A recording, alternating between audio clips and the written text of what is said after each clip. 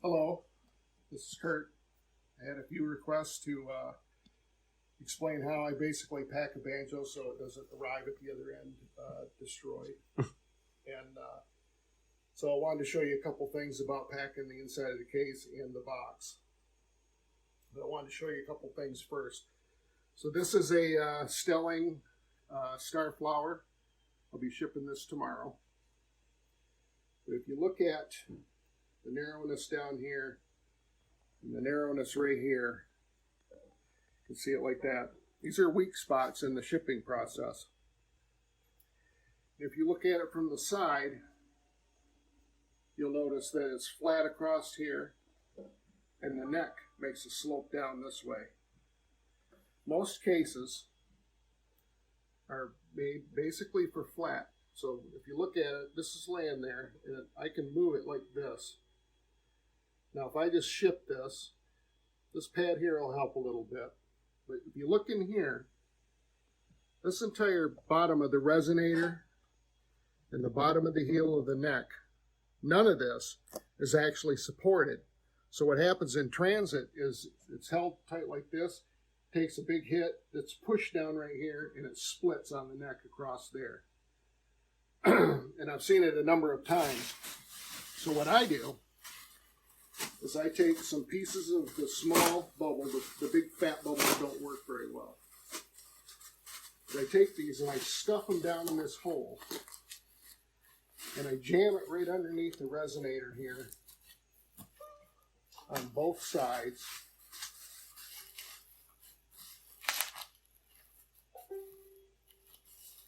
So it's really tight down in there on both sides of the neck, the support right here. Okay. Then what I do is I take these long pieces like this. Not sure what this was, but tear these pieces apart.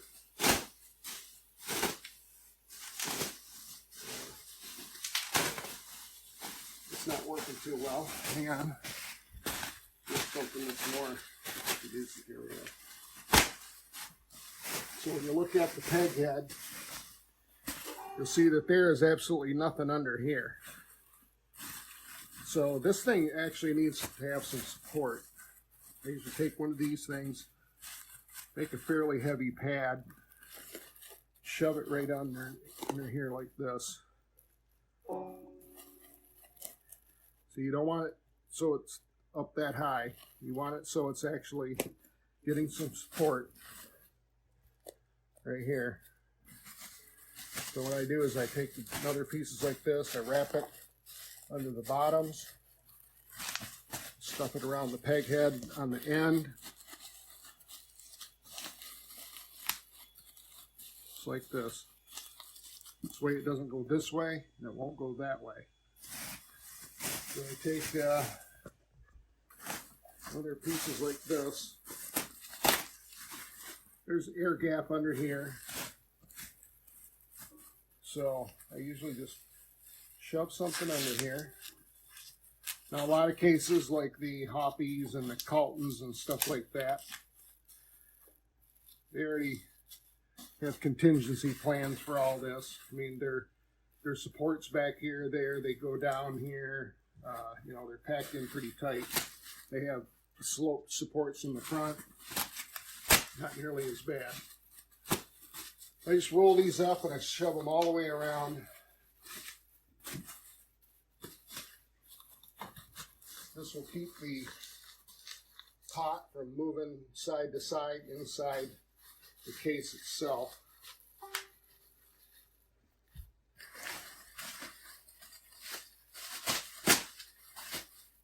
So I usually keep every scrap of bubble wrap that I ever get for this reason, because it takes a lot of it.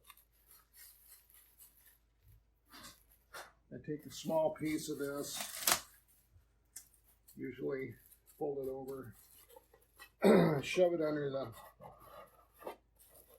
strings back here, typically because, I don't know, temperature changes in You know, you never know where that's going to go.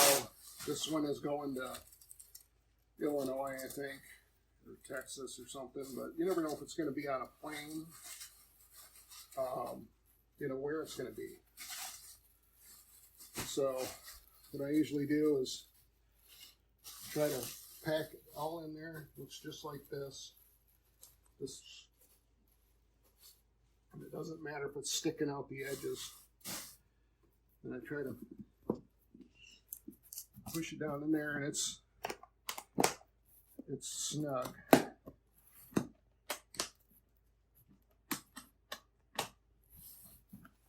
Just like that. Nothing's moving in there. So then, if you look down in the case here, actually, let me do this. I usually grab one of these plastic bags. Keep these as well.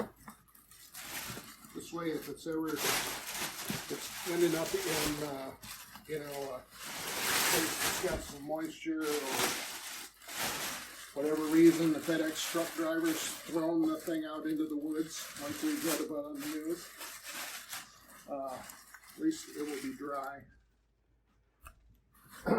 So, next thing you got to do is pad the bottom of this box. You can do it with pretty much anything. What I do is just keep testing it. This box is a 50-inch. You got to remember it's going to compress down there a little bit, so you grab straps. I grab straps every day. Myers 50 acres bags. Those work very well.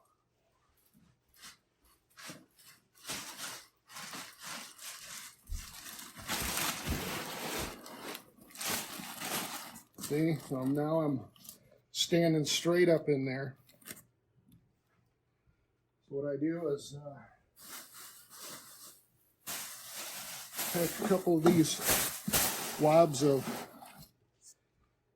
stuff down the side.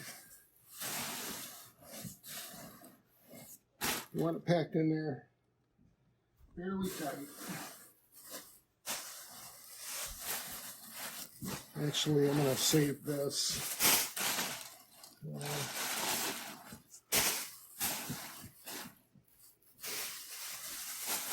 take these things and put them on both sides, front and back.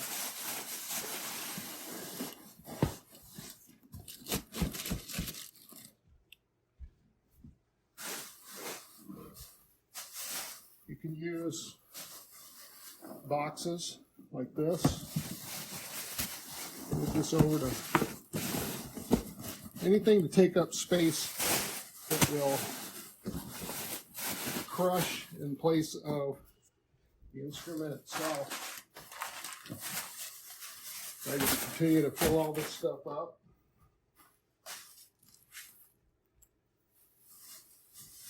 I hate peanuts, but I use them. They're always a mess.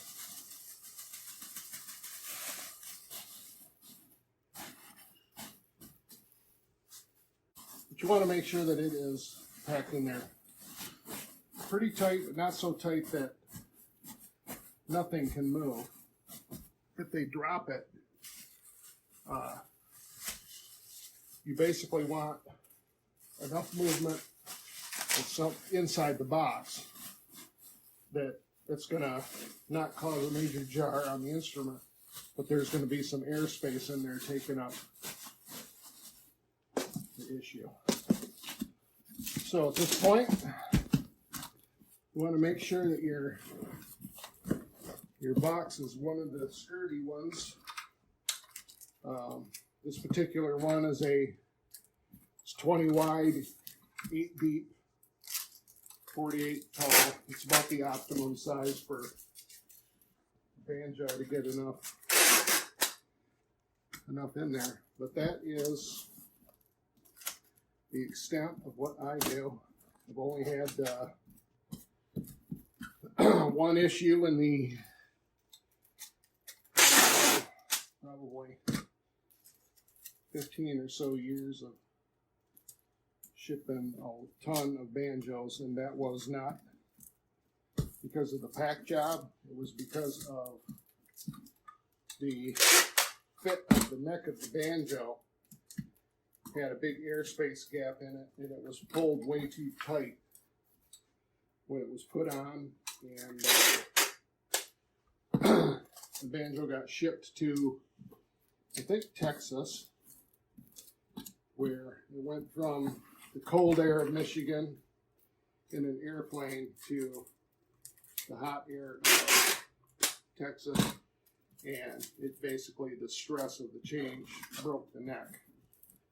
But the case, the box, and everything like that was just fine. So anyway, that is what I do, and any questions, let me know.